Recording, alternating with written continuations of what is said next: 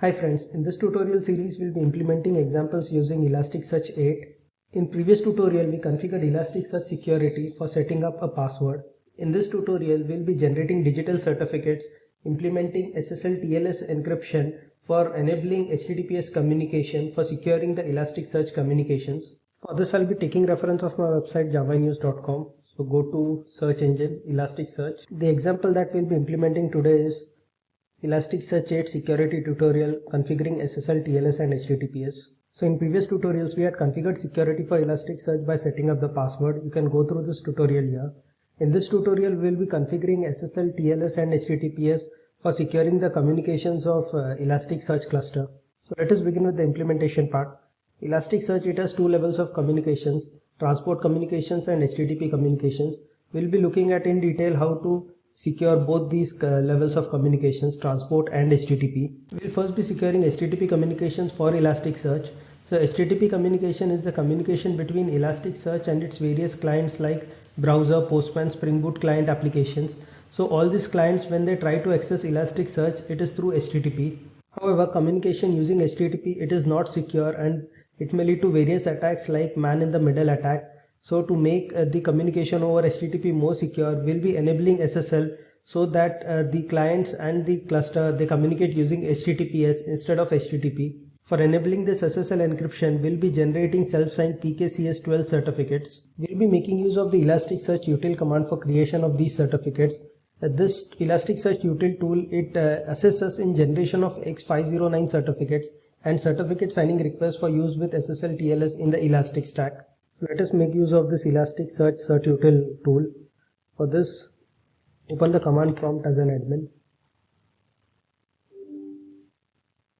Go to the location where you have unzipped the Elasticsearch installable. Okay.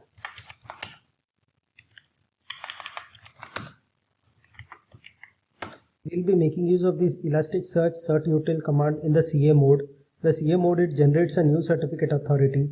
This will create a new X509 certificate and private key that can be used to sign certificate when running it in cert mode. So later we'll be running this Elasticsearch cert util in the cert mode. For this we'll be needing this cert authority certificate. So let us copy this.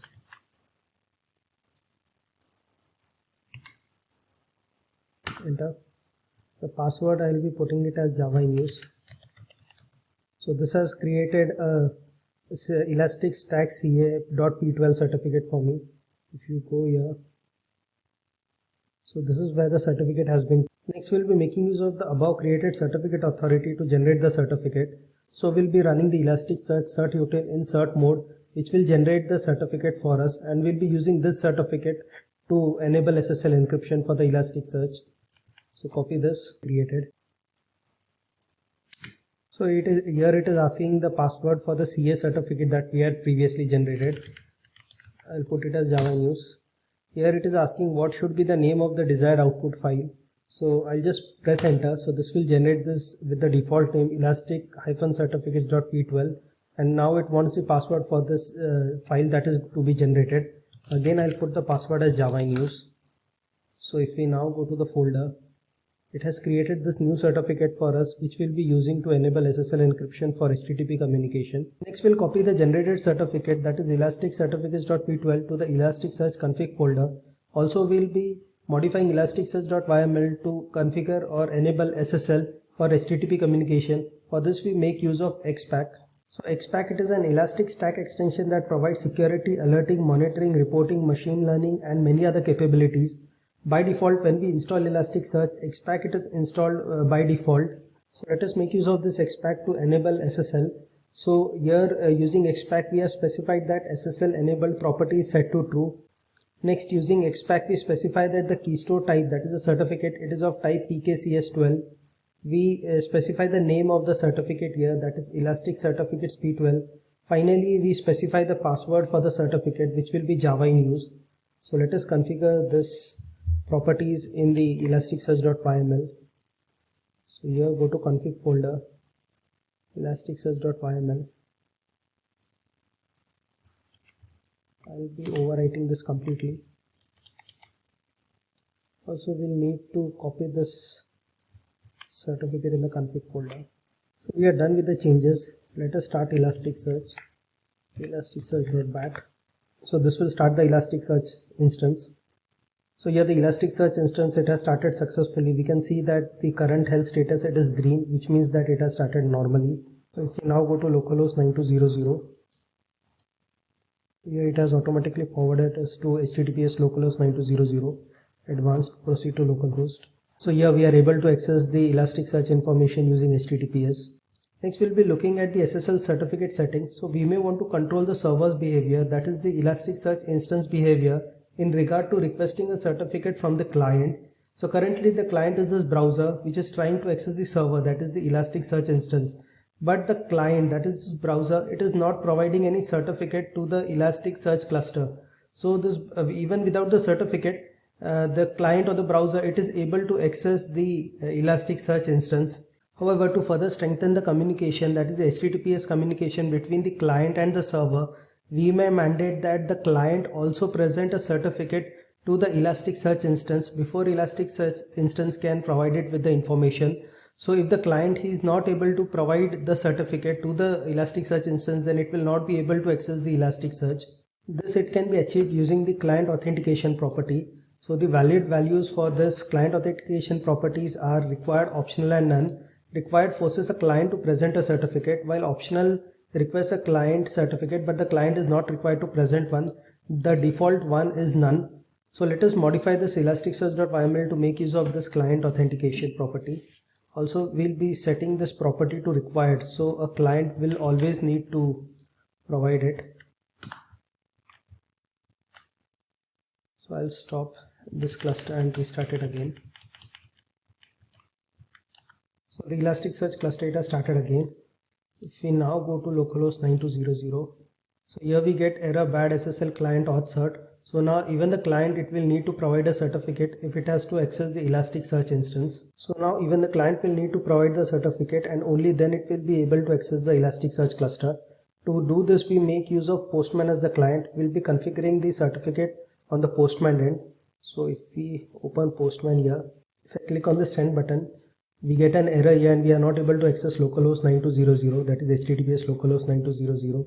So if we go to the setting button here, settings, go to certificates, and here we'll be adding the certificate. Click on this PFX file. So I'll be selecting this Elastic Certificates P12 thing. The password for this is Java in use. Click on add. Okay, here I need to specify the URL here.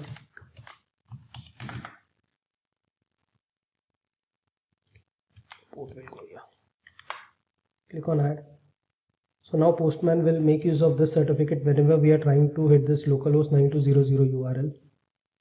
Also in authorization, we'll need to set the password for the Elasticsearch cluster. So this is done using basic auth. So here select basic auth. And we had already configured the password for the Elasticsearch instance in the previous tutorial. So the username was Elastic and the password was password. So if we now click on send, here we get the response from the Elasticsearch instance. So we are able to successfully get this information only if we configure the certificate at the client end. As we had seen earlier, the Elasticsearch communication, it takes place over two layers. One was the HTTP layer and the other was the transport layer. So we are done with securing the HTTP communication layer. Next we'll be securing the transport layer communication. So the transport protocol, it is used for internal communications between the Elasticsearch nodes. So internally the Elasticsearch cluster, it has various Elasticsearch nodes or instances running, and these need to communicate with each other. In order to secure this communication, we make use of TLS. So these Elasticsearch nodes, they will be communicating over TLS. So we'll again be making use of XPack to configure TLS for Elasticsearch instance. So here the properties that were defined for HTTPS using XPack will be defining similar properties for the transport layer. So here it is same, only the HTTP, it has been replaced by transport. So here for the transport layer, we have specified that the client authentication, it is required. So any new node that is going to join this Elasticsearch cluster, it will need to provide this certificate. If it does not have the certificate, then it will not be able to join the cluster. So copy these properties. I'll first stop the Elasticsearch cluster. Here I'll be modifying the elasticsearch.yml to add these properties. Again, start the Elasticsearch cluster port. So the Elasticsearch instance, it has started successfully. The TLS, it is working good. So any new node that is to be added to this Elasticsearch cluster, it will also need to provide the certificate. Hope you have understood this tutorial.